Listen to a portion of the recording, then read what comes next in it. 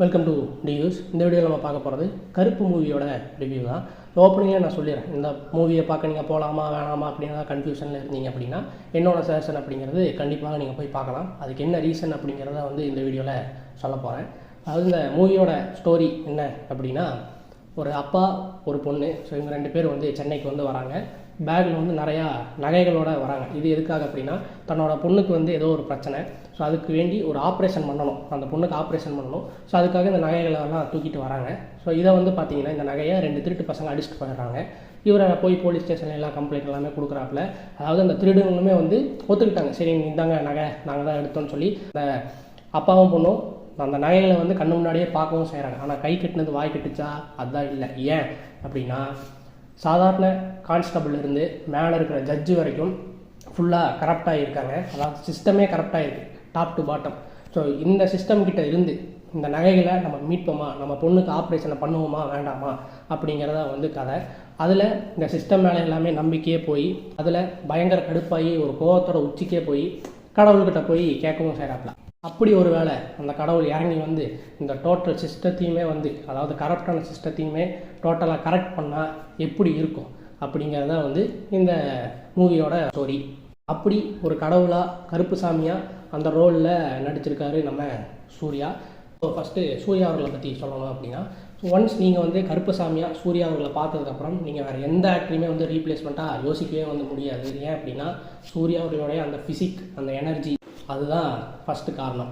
So அதுக்கப்புறம் இதில் அப்பா பொண்ணு கேரக்டரில் 2 பேர் பண்ணியிருப்பாங்க. ஸோ அதில் 2 பேருமே சூப்பராகவே பண்ணியிருந்தாங்க. குறிப்பாக அந்த அப்பா கேரக்டர் ஒரு மாதிரி நல்லா எமோஷ்னலாகவே நமக்கு இருந்தது.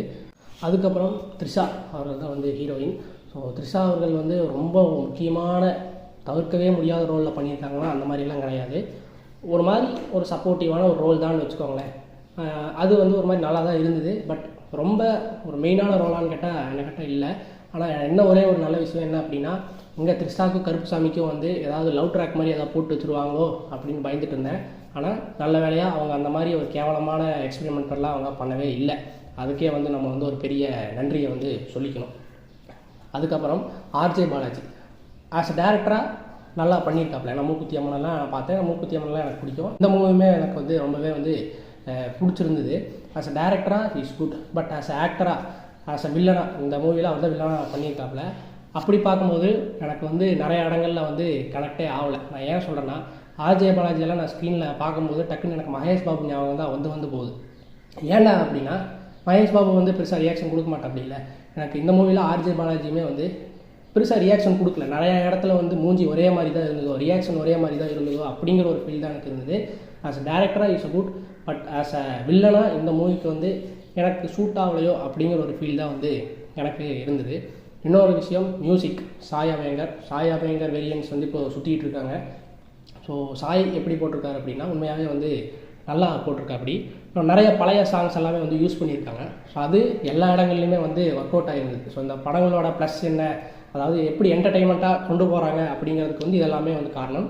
பழைய சாங்ஸ் எல்லாமே போட்டு அது எல்லா இடங்களுமே ஒர்க் அவுட் ஆகிருந்தது. அதுதான் முக்கியமான விஷயம். அதே மாதிரி படத்தில் காமெடி. ஸோ அங்கங்கே ஒரு கவுண்டர் போடுறது, அந்த காமெடிகள் எல்லாமே இந்த டைமிங்கில் ஒர்க் அவுட் ஆகிருந்தது. ஸோ இதுவுமே இந்த படம் நல்லா இருக்கிறதுக்கான இன்னொரு காரணம்.